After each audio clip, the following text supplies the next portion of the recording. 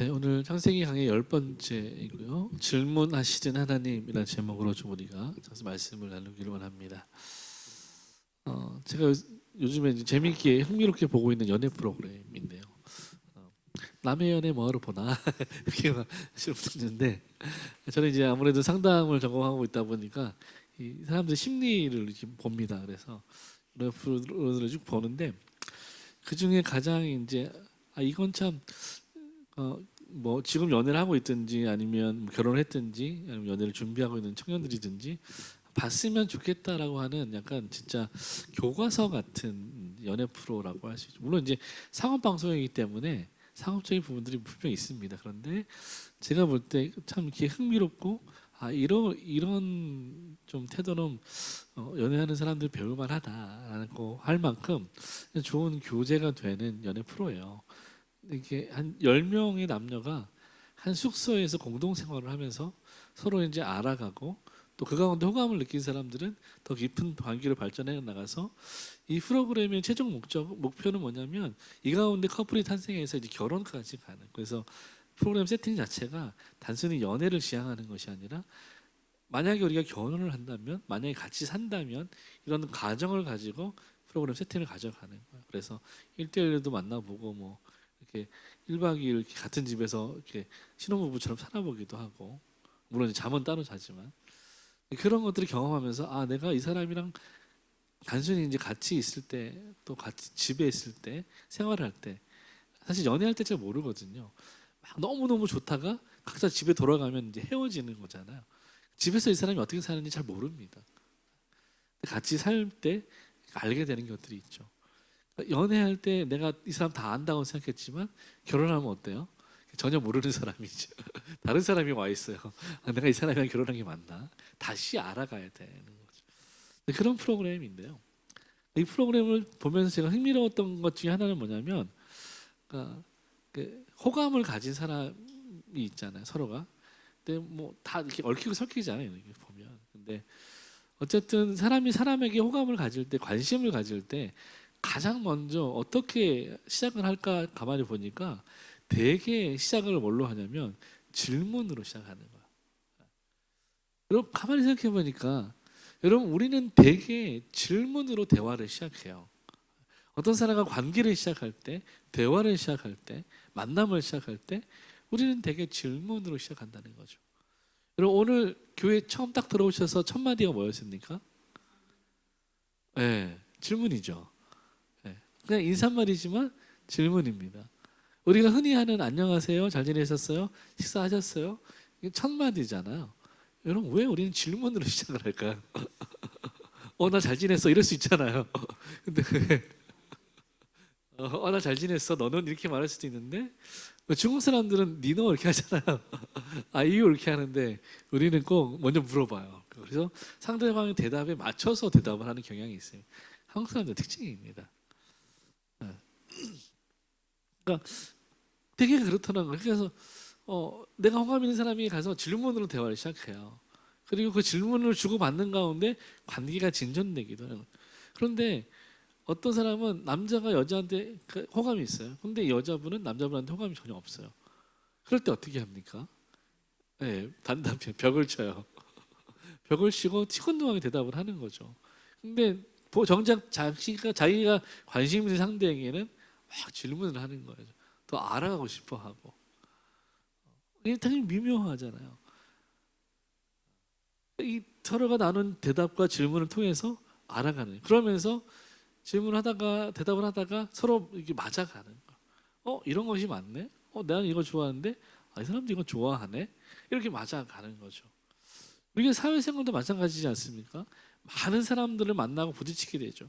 근데 가장 처음 하는 것이 대부분 질문이더라는 거죠. 여러분 사회생활 관계를 시작할 때 어떤 첫 모임에 갔을 때 가서 여러분 예를 들어 직장에 처음 나갔을 때 내가 첫 출근을 했어요. 그럼 이제 사람들과 만나서 이야기할 때 대부분 어떤 이야기 합니까? 네, 대부분 그렇죠. 대부분 우리나라는 이제 그 호구 조사를 합니다. 어디 사냐, 어디서 왔냐, 뭐 가족은 어떻게 되냐, 그게 뭐 이렇게 그 막 조사하다 보면 이제 뭐가 확실히 걸려요. 연대 나왔어? 나도 연대 이렇게. 그래서 부천 살아? 나도 부천 이렇게. 그게 뭔가 공통점을 찾아가는 거죠. 근데 그게 대화가 없으면 질문이 없으면 사실은 불가능한 일이잖아요. 그러니까 이런 질문을 통해서 서로가 알아가게 되는 거죠. 그런데 제가 이제 미국에 처음 갔을 때 2008년도였는데요. 저는 이제 그 제가 아는 권사님 가정에 이제 방문해서 홈스테이를 할 때였고 그 분이 좀 이제 잘 사는 분이어서 이렇게 은퇴하신 그 노후 부부들이 사는 그 빌라촌이었어요. 그러니까 진짜 우리나라에는 있는 그 부잣집 동네 있잖아요. 근데 그런 동네인데 미국에는 그 빌라 타운 안에 다 마트도 있고 수영장도 있고 다 있어요. 그래서 그 권사님 남편분이 수영하러 오자 그래서 거기 있는 수영장에 같이 놀러 간 거죠. 그분은 백인이셨어요. 저는 이제 영어 잘 못하는 동양인이니까. 둘이는 괜찮아요. 유대가 있으니까. 근데 같이 그분 이제 그 남편분의 친구분들이 막 오는 거예요. 그래서 꼭그 새까만 동양인 애가 하나 있으니까 말을 자꾸 시키는데 질문하는 거예요. 뭐 어디서 왔냐, 왜 왔냐, 뭐 물어보는데 대답을 제가 이제 못하는 거죠. 영어가 짧으니까 몇 마디 하다가 대화가 안 되니까 서로 이제 관심이 떨어지게 되는 거죠. 아무리 관심이 있어도 소통이 안 되면 관계가 떨어져 깨어져 버리는 거예요. 그래서 그 이상의 관계로 발전할 수가 없다는 거죠. 이만큼 여러분 질문이라는 것이 갖는 의미가 굉장히 크다라는 거죠. 그리고 또 하나는 사람은 자기가 관심 있는 대상에게 질문한다는 거예요.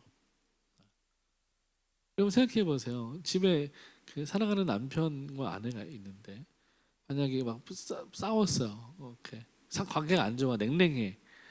그러면 질문합니까? 밥 먹었나 안 먹었나 안 물어보잖아요. 먹거나 말거나 그죠? 안 물어보잖아요. 근데 관계가 좋으면 어떻게 합니까? 시시콜콜한 것도 막 물어보고 오늘 어땠냐, 밥은 먹었냐 물어보는 거야. 그 사람은 자기가 관심 있고 호감 있고 그런 사람에게 질문한다는 거야. 그렇지 않으면 질문하지도 않고 대답하지도 않아요. 그러니까 그 질문과 대답의 농도를 보면 그 두 사람의 관계 농도를 알 수 있게 되는 거죠. 우리 성경에 보면 하나님이 질문하세요. 우리는 이 성경을 통해서 질문하시는 하나님을 만나게 됩니다. 사실 창세기 3장은 굉장히 무거운 챕터거든요. 왜냐하면 여기 원죄도 나오고 첫 번째 범죄도 나오고 원시 복음도 나오고 굉장히 이 기독교에 있어서 중요한 챕터입니다.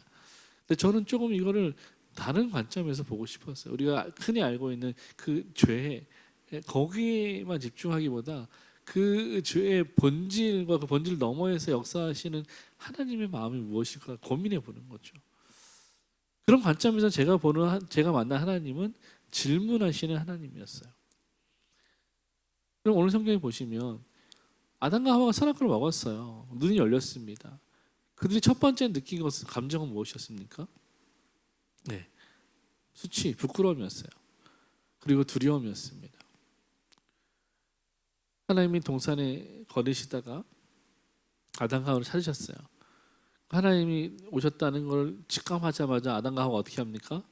숨어버렸습니다. 한 번도 없었던 일이에요. 여러분 그렇잖아요. 자녀가 부모님 오셨는데 숨어요. 네, 뭔가 냄새가 나죠. 뭔가 캥기는 게 있는 거야. 당당하면 숨지 않습니다. 뭔가 사람은 마음에 캥기는 게 있을 때, 수치나 두려움이 있을 때, 불안할 때 숨습니다. 여러분 이것이 아담과 하와의 타락에서 오는 죄성입니다. 숨어요.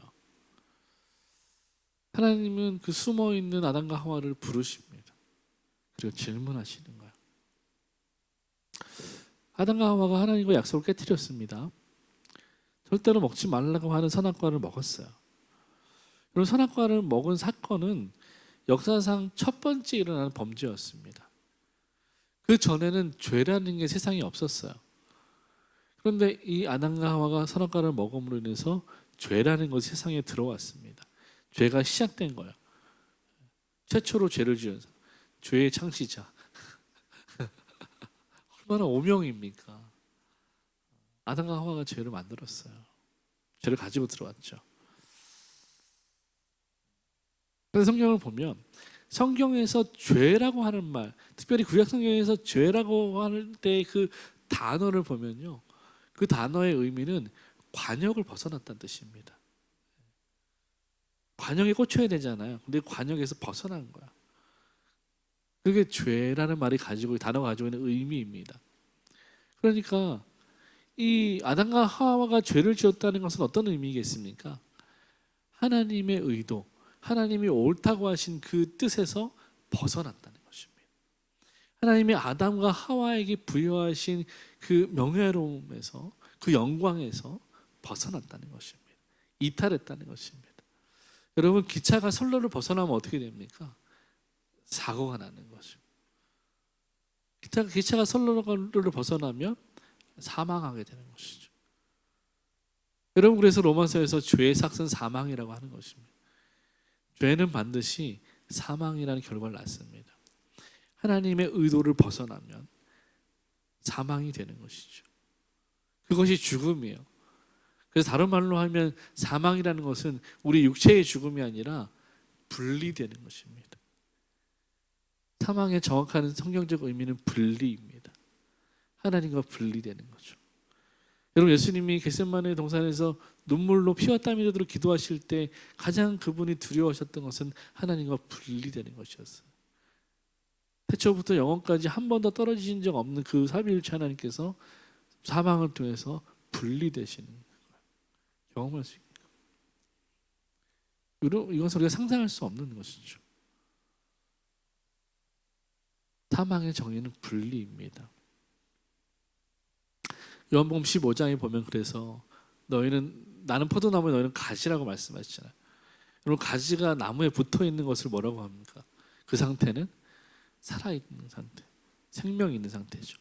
떨어지면 어떻게 됩니까? 죽은 상태죠.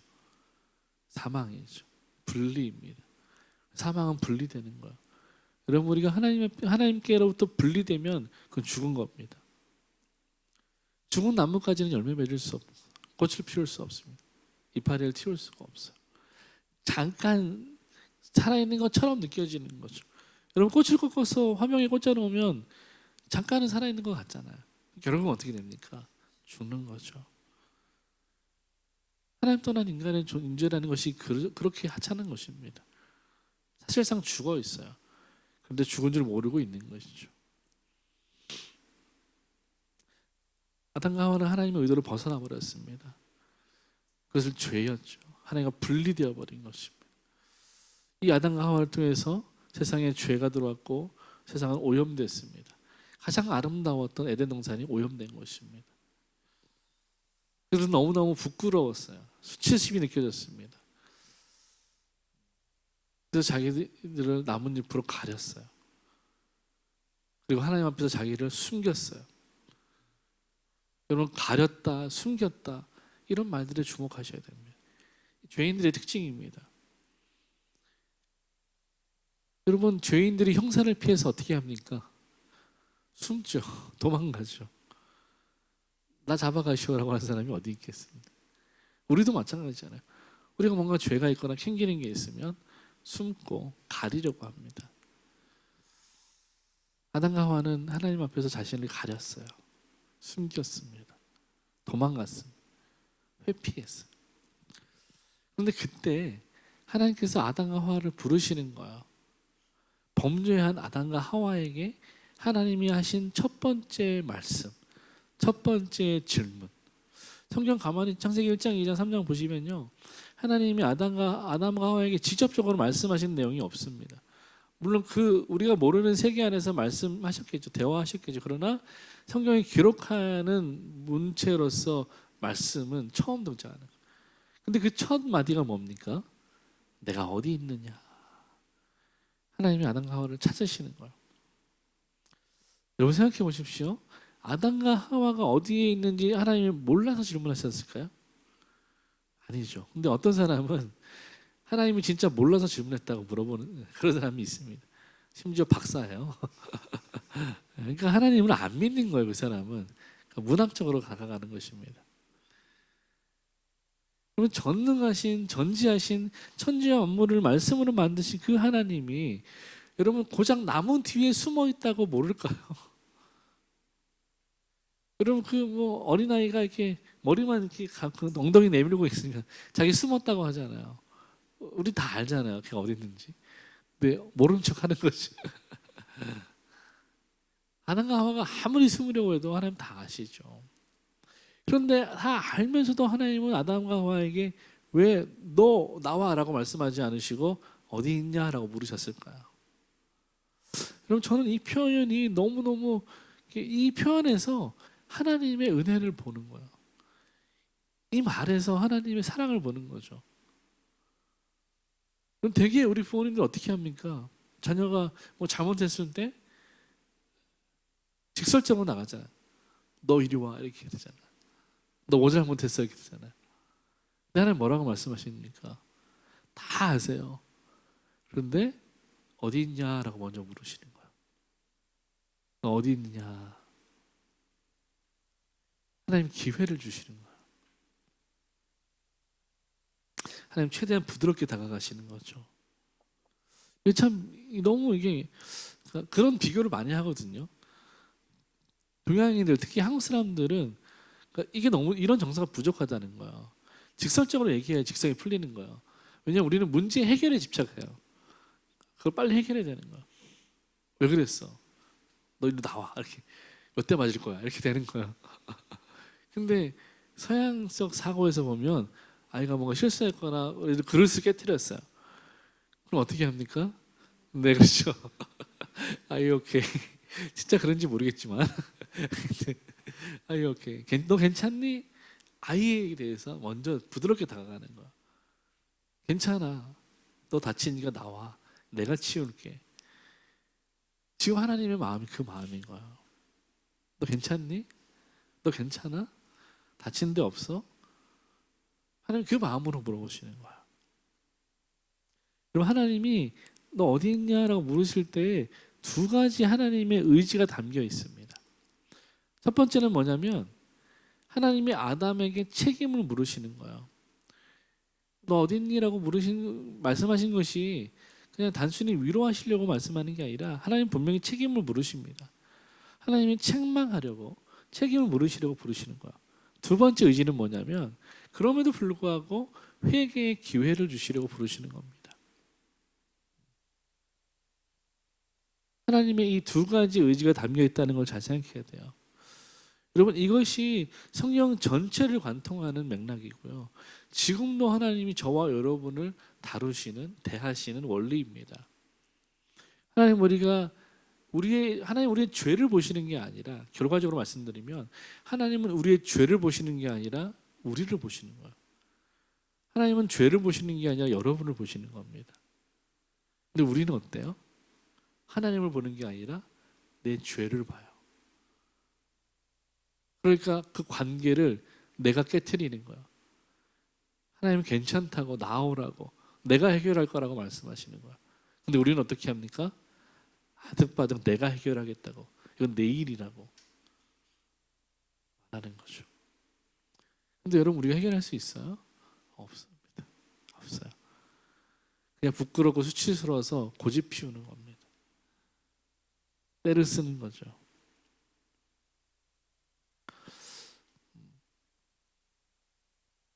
그래서 하나님이 아담에게 책임을 물으셨다는 것이 어떤 의미인가? 우리 창세기 2장 16절 17절 같이 한번 읽어보겠습니다. 여호와 하나님이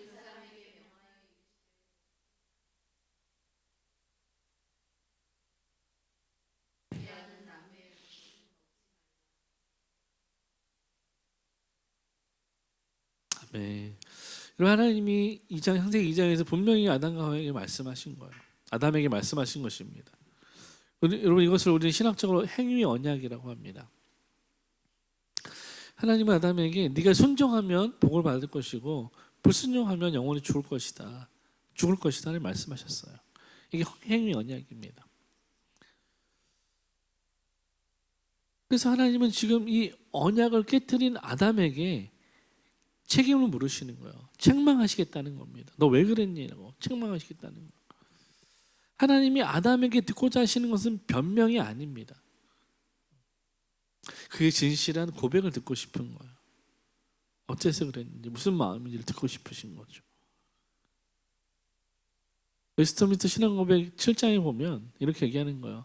사랑과 맺으신 하나님의 첫 번째 언약은 행위 언약이었는데 그 언약 안에서 아담이 자신의 완전한 순종을 조건으로 그와 그 안에서 그의 후손들에게 생명이 약속되었다. 아담이 하나님과의 이 약속, 선악과를 먹지 않는 이 한 가지를 지켰다면 영원한 생명이 보장되어 있고 하나님이 지으신 그대로 생명인 아담과 하와 그 거룩하고 존귀한 존재로 그대로 있었을 거란 말이죠.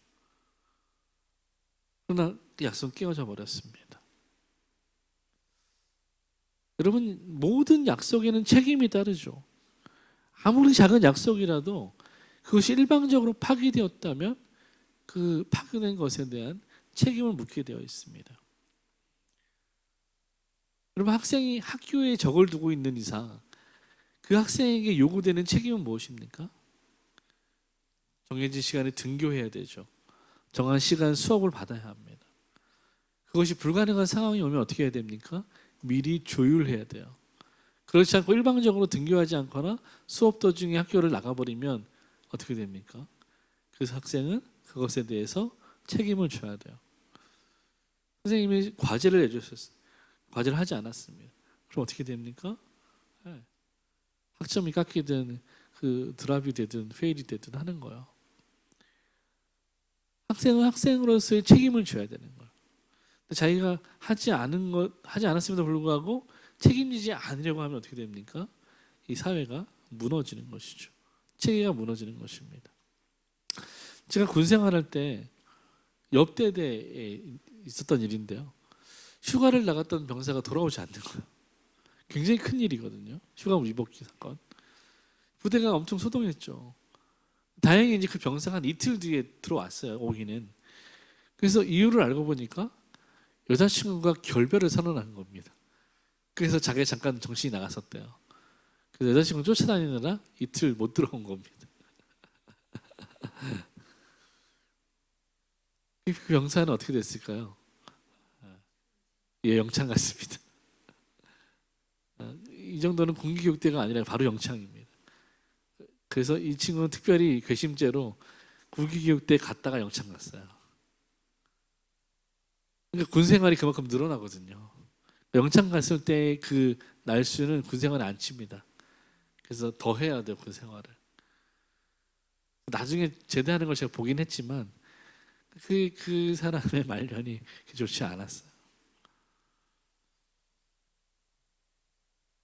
책임을 져야 되는 거예요. 약속을 깨뜨리면 책임을 지는 것입니다. 여러분, 그런데 오늘 성경에 보면 아담과 하와의 반응 어땠습니까? 이들은 책임지는 반응이었습니까? 책임지지 않는 반응이었습니까? 그렇죠.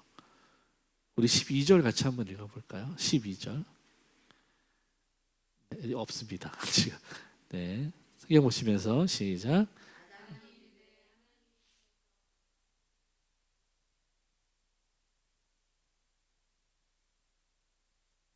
네. 지금 아담이 하고 있는 말은 뭡니까? 하나님의 책망에 대해서, 하나님의 질문에 대해서 뭐라고 대답해요? 그냥 핑계, 변명, 거짓말, 자기 주장하는 거예요. 그 심지어 아담은 다시 넘겨줄래? 오케이, 네. 아담은 지금 그래서 누가 잘못이라는 거예요? 네, 결국은 하나님 잘못이라는 거예요. 나는 맞고 하나님 틀렸다는 거예요. 왜요?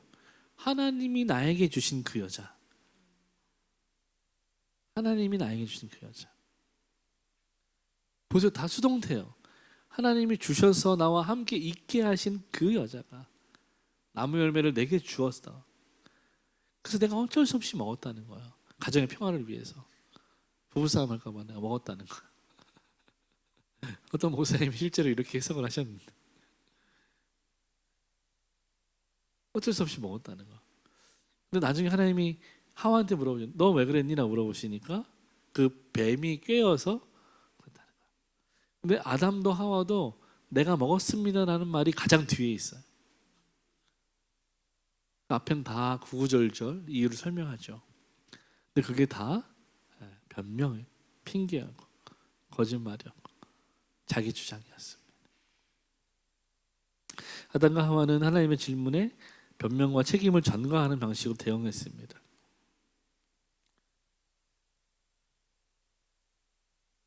아이들을 보면 성인들도 그렇죠. 성인들은 잘 안 들키지만 아이들이 그럴 때가 많죠. 분명히 이거 1시간 공부하고 1시간 쉬어라고 말하면 한 20분 공부하고 1시간 40분 쉬는 거죠. 그거 너 제대로 했어? 그러면 했어라고 말하는 거예요. 지켜보지 않으니까 했어라고 말하는 거예요.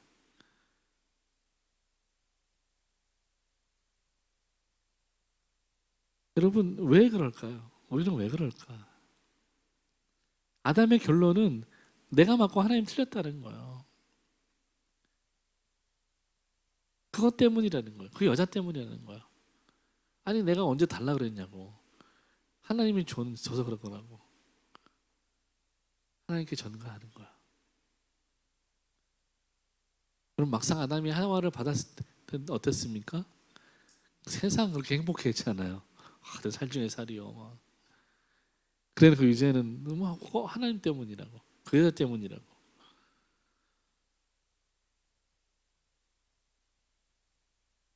안타깝게도 정말 많은 사람들이 이런 식으로 말합니다. 자기의 잘못을 회피하기 위해서 변명하는 거야. 그 사람 때문이요. 어떤 사건 때문이요. 어떤 일 때문이라고. 나가서는 나라 때문이라고. 대통령 때문이라고. 자기는 잘못이 없다는 거야. 그런 세상에 태어났을 뿐이라는 거죠.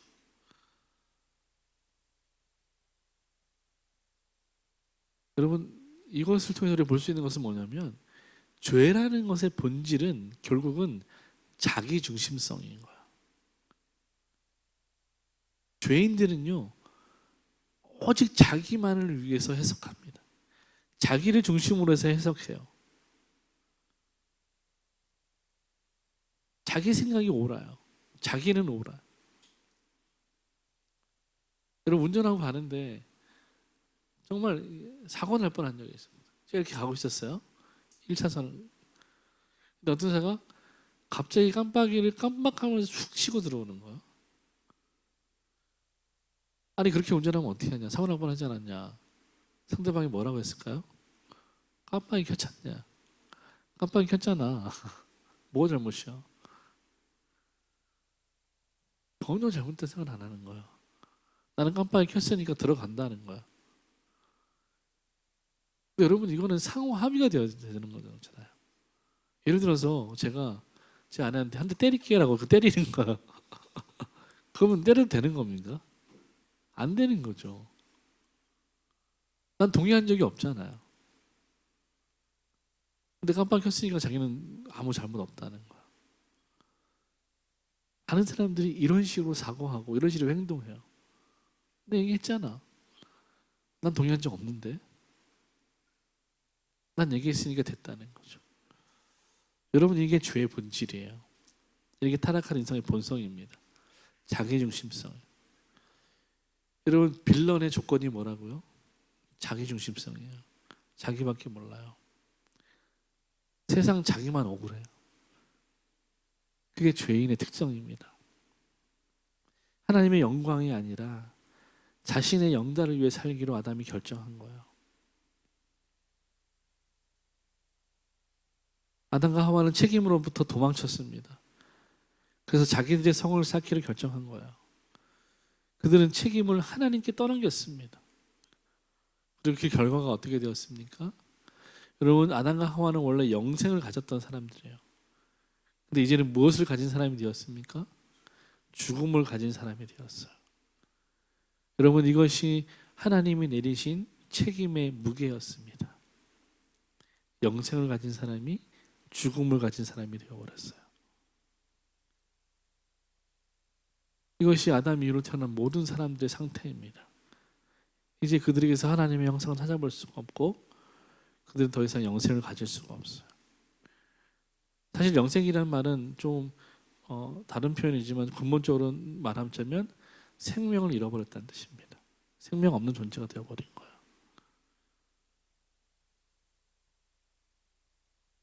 그러나 감사한 것은 그럼에도 불구하고 하나님이 기회를 주신다는 것. 우리 11절 같이 한번 읽겠습니다. 시작. 누가 너의 벗었음을 내게 알렸느냐?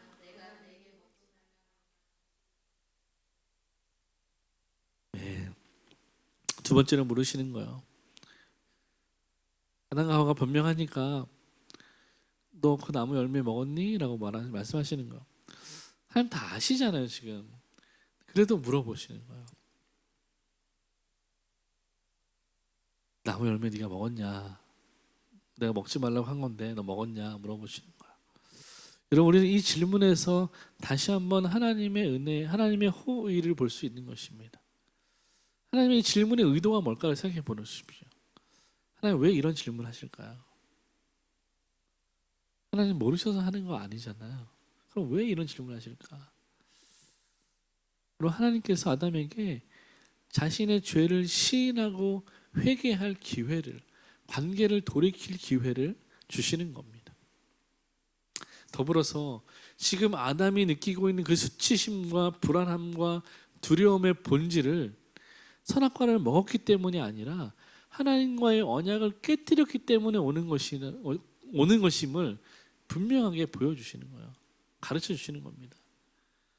그리고 우리는 오해하기를 선악과를 먹어서 아담과 하와가 죄책감을 느꼈다라고 생각하지만 사실 그 결과고요. 선악과를 먹어서 그렇게 된 것이 아니라 선악과를 먹은 그 죄책감, 내가 하나님과 약속을 깨뜨렸다는 그 죄책감, 그 마음이 아담과 하와의 마음을 지배하고 있는 것입니다. 그게 죄책인 거죠. 내가 하나님과 약속을 깨뜨렸어라는 그 마음의 불편함, 부담감, 여기를 봐야 되는 것입니다. 그래서 그 결과보다 하나님과의 관계가 깨어졌다는 것에서 오는 그 불안감, 거기를 주목해야 되는 거예요. 여러분 하나님께서 아담에게 그 두려움의 실체를 마주볼 수 있도록 지금 그 상황을 만들어 가시는 겁니다. 두려움을 벗어날 수 있도록 도와주시는 거예요. 여러분 사람이 어떤 실수를 하거나 어떤 잘못을 하면요 본능적으로 위축되죠. 심리학적으로 보면 이게 몸이 굳는다고 말하거든요. 그래서 아주 쉽게 해결할 수 있는 문제도 마주서지 못하는 거예요. 그러니까 해결이 안 되죠. 오랫동안 고통받습니다. 내가 왜 그런지도 모르는데 고통받아요. 요즘 많이 사용하는 말이 PTSD라고 하죠. 외상후 스트레스 증후군. 다른 말로는 트라우마라고 합니다. 어떤 사람이 극심한 어떤 고통을 경험해요. 그리고 나면 그게 몸과 마음의 기억으로 남습니다. 그래서 그 비슷한 상황이 오면 위축되는 거야. 불안해집니다. 그래서 이런 상황이 오면 그 불안을 회피하기 위해서 도망갑니다. 그럼 어떻게 될까요? 더 깊은 수렁에 빠지는 거.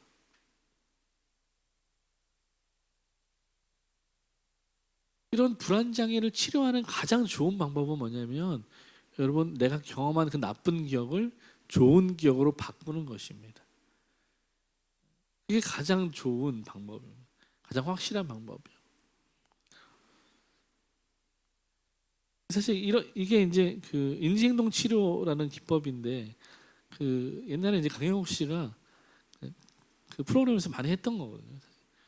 이런 거요. 예를 들어서 어떤 사람이 큰 개에 대한 공포증이 있어요.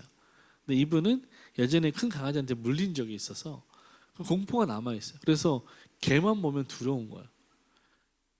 요절할 정도로 개가 너무 무서운 거야. 그럼 어떻게 하냐면 그 작은 강아지부터 차근차근 친숙해지는 연습을 하는 겁니다. 그래서 보호자가 작은 강아지를 데리고 있고 이 사람하고 같은 이제 공간에 있게 하는 거야. 사람이 편해질 때까지 기다리는 거야. 가만히 유지하는. 그러면 편해지면 조금씩 거리를 가깝게 하는 거죠. 그래서 강아지를 보호자가 데리고 있고 가까이 마주석에서 있을 때 두려워지지 않을 때까지 기다리는 거예요. 만져보라고요. 만져봅니다. 그랬을 때 두렵지 않을 때까지 기다려요. 그러면 그 다음에는 보호자 보고 잠깐 나가 있으라고. 강아지랑 이 사람 둘만 두는 거야. 터치하게 합니다. 뭘 연습하는 걸까요? 걔는 안전하다. 이거를 경험을 통해서 뇌에 심어주는 거야. 그래서 그 인식을 경험하게 하는 거죠. 점점 그 작은 개가 편안해지면 그 다음은 조금 더 큰 게 이렇게 단계로 올라가는 거죠. 그래서 결국은 나를 물었던 그 강아지 같은 종에 가는 게 최후 단계입니다. 그게 극복되면 그 사람은 그 트라우마를 벗어버려요. 그 다음부터는 개가 두렵지 않습니다.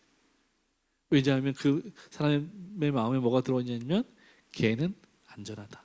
이게 들어와 있는 거예요. 포인트는 뭐냐면 나를 불안하게 하는 그 대상과 마주해야지 해결할 수 있다는 거예요. 여러분을 불안한 게 있다면, 여러분이 두려움을 느끼는 것이 있다면 그 대상과 마주서지 않고서는 그 불안과 두려움을 해결할 수 없다는 것입니다. 근데 우리는 본능적으로 회피하려고 해요. 도망가려고 합니다. 근데 해결되지 않아요. 그리고 그래서 우리가 전문가들을 찾아가서 상담을 받는 거예요. 하나님께서 아담을 부르셨어요. 그리고 네가 그 나무 열매를 먹었느냐라고 질문하신 거예요. 이런 맥락에서 하나님이 질문하신 거죠. 하나님이 먼저 꺼내신 거예요. 여러분, 죄 지은 사람이 그 상대방이가 내가 이런 죄를 지었습니다라고 당당하게 말할 수 있는 사람이 얼마나 되겠어요. 아무리 사소한 것도, 아무리 어린아이라도 자기가 뭔가 잘못한 게 있잖아요. 그러면 눈치를 보지 말을 하진 않아요. 그냥 넘어갔으면 좋겠다 이런 마음인 거예요. 몰랐으면 좋겠다. 근데 부모님들은 기가 막히게 알고 계시잖아요. 모른 척하고 있지만. 그래서 이 아이가 그런 불안과 염려와 두려움으로부터, 그런 부정적인 감정으로부터 탈출할 수 있도록 하나님 아버지께서 먼저 그 이슈를 꺼내주시는 거야. 그 두려움의 대상을 먼저 꺼내시는 거죠. 너 이거 먹었지? 라고 먼저 말씀하시는 거야. 근데 마음이 탁 풀어지는 겁니다. 예, 먹었습니다. 이렇게 얘기하는 거야. 예, 내가 죄인입니다. 그때서 얘기할 수 있는 거야. 여러분, 뭐 우리가 구치소나 이런 데 경찰서에 가본 적은 없으시겠지만 형사들이 막 신문을 하면서 그러면 범죄자들이 대부분 동의 안 합니다. 저 아닌데요, 이렇게 얘기하죠. 근데 어떨 때 포기합니까? 예, 확실한 증거를 딱 내밀고 그러면 접니다. 이렇게 그때서야 이제 동의하게 되죠. 하나님이 먼저 제시하신 거야. 너 그랬구나. 괜찮아. 라고 말씀하시는 거야. 시원하게 얘기해봐. 왜 그랬어? 물어보시는 거죠. 그러니까 혼내겠다는 말이 아니에요. 그래서 너 죽었어 이게 아닙니다. 근데 죄인은 어떻습니까? 그 압박과 공포가 그렇게 느껴지는 거죠. 이걸 어떻게 해결할 수 있습니까? 나에게 이 말씀하시는 그분이 어떤 분인지를 알아야 해결할 수 있는 거예요. 평소에 관계가 좋았고 용서와 사랑이 있는 부모님이라면 어떨까요? 아이가 나 이거 잘못했어요 라고 말할 수 있어요. 근데 엄격한 부모님은 어떨까요? 그 아이가 말하기 어렵습니다. 말해도 안 해도 혼날 거 알아요. 근데 말하기 어려운 거예요. 물론 아담과 하와는 하나님이 엄격하지 않으심에도 불구하고 말하지 않았어요. 그게 죄인의 특징이죠. 그럼 하나님이 아담을 부르시고 네가 그 나무 열매를 먹었느냐라고 말씀하셨습니다. 이 말씀은 마치 누가복음 15장에 보면 탕자가 돌아오잖아요. 그때 그 아버지가 어떻게 하십니까? 기다리다가 뛰어나가서 그 아들을 끌어안고 입맞추고 아주 크게 환대합니다. 바로 그런 모습이라는 거예요. 하나님이 그 모습으로, 그 마음으로 아담에게 너 그 열매 먹었구나 라고 말씀하신 거예요. 책망이시지만 동시에 하나님은 회개의 기회를 주시려고 말씀하시는 거예요. 용서하시겠다고 말씀하시는 거예요. 네가 지금 느끼는 그 불안과 두려움으로부터 이제 그만 그런 것들을 내려놔라. 그럴 필요 없다. 나는 널 용서할 준비가 되어 있다. 그 목적을 위해서 지금 하나님께서 아담에게 말씀하고 계시는 거예요. 그리고 이제 우리가 다음 주에 보겠지만 하나님이 결론을 내려주시는 거예요. 뱀에게, 하와에게, 아담에게 결론을 내려주십니다.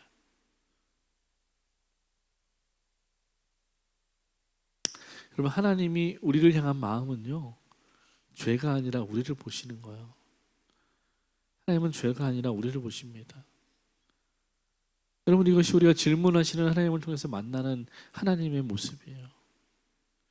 하나님은 죄가 아니라 우리를 보십니다. 하나님은 우리의 행위가 아니라 우리를 보십니다. 그게 하나님의 사랑이고 하나님의 은혜입니다. 그러니까 우리가 아직 죄인 되었을 때 하나님 우리를 사랑하셔서 예수님 보내시고 우리를 죄값을 예수님께 부으신 거죠. 우리 마지막으로 이사야 53장 6절 같이 한번 읽어보겠습니다. 시작. 우리는 다 양 같아서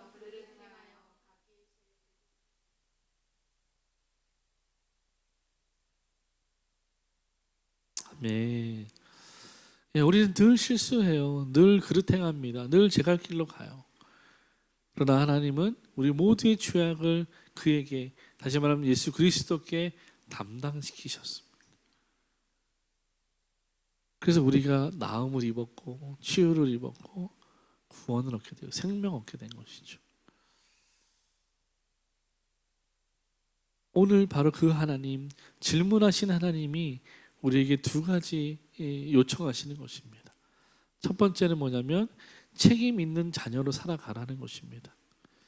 여러분, 아담은 하나님이 주신 자유를 잘못 사용해서 범죄했습니다. 그리고 심지어 책임을 하나님께 떠넘겼어요. 그러나 우리는 그리스도께서 아담의 죄책을 대신 지시고 십자가에서 모든 죄를 담당하신 것처럼 이제는 그리스도의 그 대속의 은혜 안에서 하나님이 주신 자유를 하나님의 뜻대로 사용할 수, 그리고 책임지는 삶을 살아야 하는 것입니다.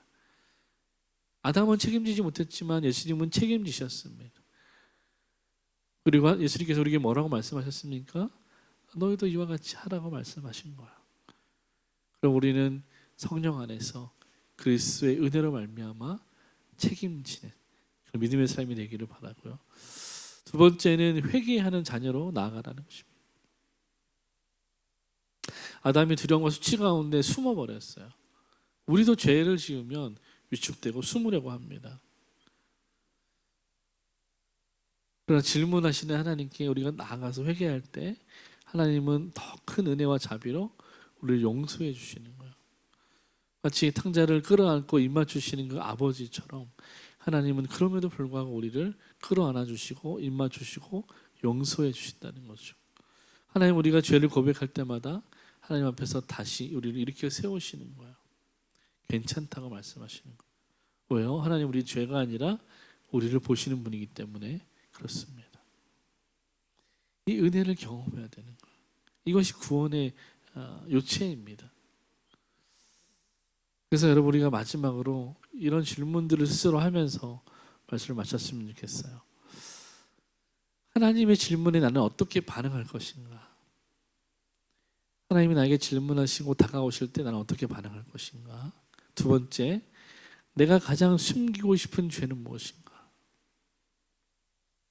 또 그 죄를 하나님 앞에 고백하기 위해서 나는 오늘 어떤 구체적인 행동을 할 수 있는가? 마지막으로 그리스도의 대속을 의지해서 책임 있는 삶을 살기 위해서 내가 실천할 한 가지는 무엇일까? 어떤 실천을 할 수 있을까? 여러분이 네 가지를 생각하면서 한 주를 살았으면 좋겠어요. 하나님 반드시 여러분의 질문하실 거예요. 우리 죄를 드러내실 것입니다. 그 죄를 하나님 앞에 고백하고 어떻게 할 것인지 생각하십시오. 예수님의 은혜를 의지해서 어떻게 책임 있는 삶을 실천할 것인지 여러분 생각하십시오. 그리고 그렇게 살아갈 수 있도록 성령의 도우심을 구하십시오. 그러면 하나님 우리를 끝까지 찾아주시고 붙들어 주시고 인도하실 줄로 믿습니다. 하나님의 은혜 가운데 잘 살아갈 수 있는 한 주가 되기를 주님으로 축원합니다. 네, 기도하겠습니다. 선하신 하나님 감사합니다. 하나님 오늘 우리가 창세기 3장의 말씀을 통해서 질문하시는 하나님을 만나게 되었습니다. 우리를 사랑하시고 책임 있게 살기를 원하시고 또 우리에게 날마다 회개할 기회를 주시는 그 선하신 하나님 앞에 우리가 믿음으로 반응할 수 있기를 원합니다. 하나님 살아가다 보면 우리가 연약하여서 넘어지기도 하고 실수하기도 하고 때로는 죄를 짓기도 합니다. 그러나 하나님은 너무 선하셔서 사랑의 아버지 되셔서 우리의 죄를 보지 아니하시고 우리를 먼저 바라보시는 그 은혜의 하나님인 것을 우리가 그 날마다 그 삶의 순간에서 기억할 수 있도록 주님 도와주시옵소서. 그래서 우리가 그 죄된 삶을 버리고 이제는 손을 씻고 내려놓고 하나님 앞에 나아가 믿음으로 거룩한 삶을 살기로 다시 한번 결단하는 그리고 삶으로 실천하는 우리 모든 마가교 성도들 다 될 수 있도록 주님 복의 복을 더하여 주옵소서. 지금은 우리 주 예수 그리스도의 은혜와 선하신 하나님 아버지의 사랑과 보혜사 성령의 교통하심이 주의 말씀을 들고 세상으로 나아가 질문하시며 얼마든지 용서하시는 그 선하신 하나님 아버지 앞에 믿음으로 살기를 결단하기는 사랑하는 마귀에 속한 모든 주의 백성들 머리 위에 저들의 가정과 직장과 학업과 이 나라와 북녘 땅 그리고 열방 가운데 이제부터 영원까지 함께 있을지어다. 아멘.